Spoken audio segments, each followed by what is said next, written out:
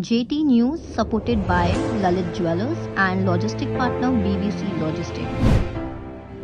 पिछले एक सप्ताह से सोने की कीमतों में लगातार इजाफा देखा जा रहा है। अंतर्राष्ट्रीय बाजार की बात करें तो पिछले एक हफ्ते में सोने के दाम में $30 प्रति औंस की बढ़त देखी गई है और अगर एक महीने की तुलना करें तो सोने के दाम में करीब $100 प्रति औंस से अधिक की बढ़त देखी गई है। आखिर अंतर्राष्ट्रीय बाजार में सोने के दाम इतने ज्यादा क्यों बढ़ रहे हैं और यह मांग कहां से आ रही है, जानते हैं बाजार विशेषज्ञ सुनील शाह से।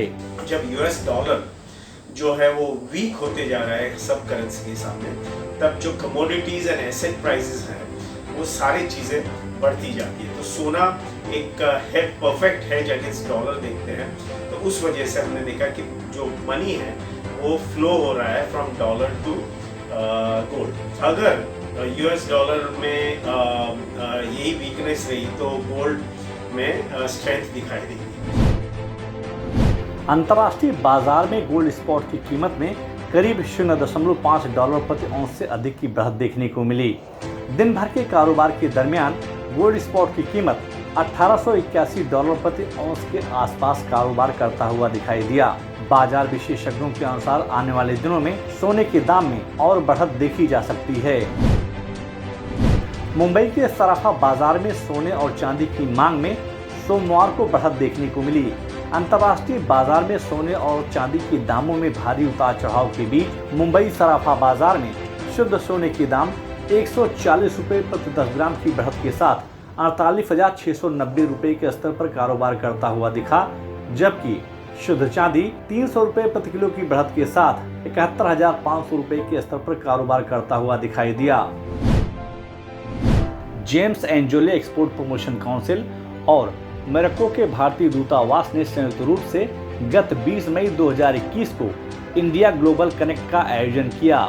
इस इंडिया ग्लोबल कनेक्ट में भारत और मोरक्को के बीच रत्न और आभूषण क्षेत्र में वर्तमान व्यापार को कैसे बढ़ाया जा सकता है, इस विषय पर चर्चा हुई। इस चर्चा सत्र में दोनों देशों के बीच आभूषण निर्माताओं, निर्यातकों और आयातकों के बीच चर्चा करके एक दूसरे की आवश्यकताओं को ध्यान में रखते हुए व्यापार को कैसे बढ़ाया जा सकता है जैसे अहम मुद्दों को शामिल किया गया।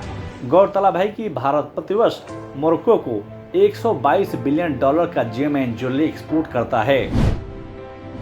विश्व का सबसे बड़ा हीरा प्रोसेसिंग हब होने के नाते भारत विश्व के बाजारों और खनन से लगभग 95% कच्चे हीरे का आयात करता है।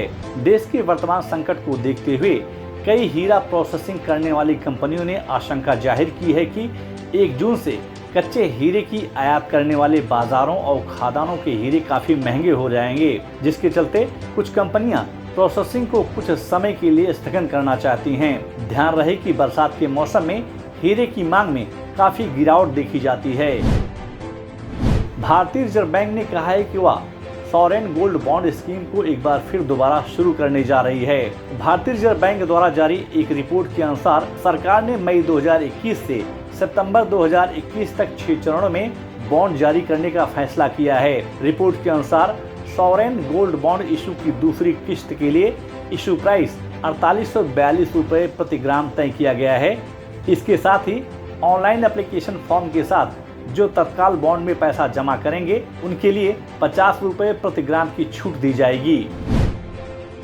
देश की अर्थव्यवस्था के सकारात्मक रूप को ध्यान में रखते हुए चालू वित्त वर्ष के अप्रैल माह में गोल्ड सेविंग फंड और एक्सचेंज ट्रेडेड फंड यानी ETF में 864 करोड़ रुपए का निवेश किया गया है।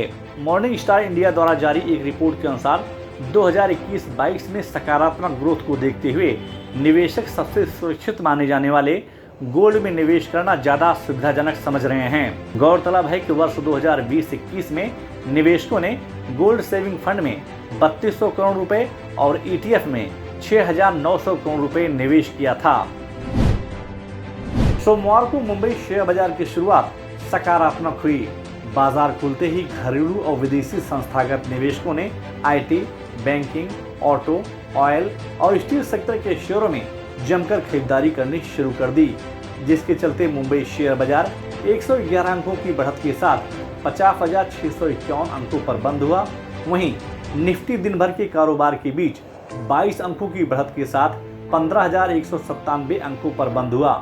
बाजार के जानकारों के अनुसार जल्द ही मुंबई शेयर बाजार अपनी ऐतिहासिक ऊंचाई 52,000 के आंकड़े को हासिल कर सकता है। जेटी टॉप न्यूज के इस एपिसोड में बस इतना ही। आपको यह न्यूज कैसी लगी और आपके क्या सुझाव हैं, हमें कमेंट बॉक्स में जाकर शेयर जरूर करें। और अगर अभी तक आपने जेटी टॉप न्यूज को सब्सक्राइब नहीं किया तो आप तुरंत सब्सक्राइब, लाइक और शेयर जरूर करें, जिससे आप तक ज्वेलरी इंडस्ट्री की अपडेट खबरें पहुंचती रहें। JT News supported by Lalit Jewelers and logistic partner BVC Logistics.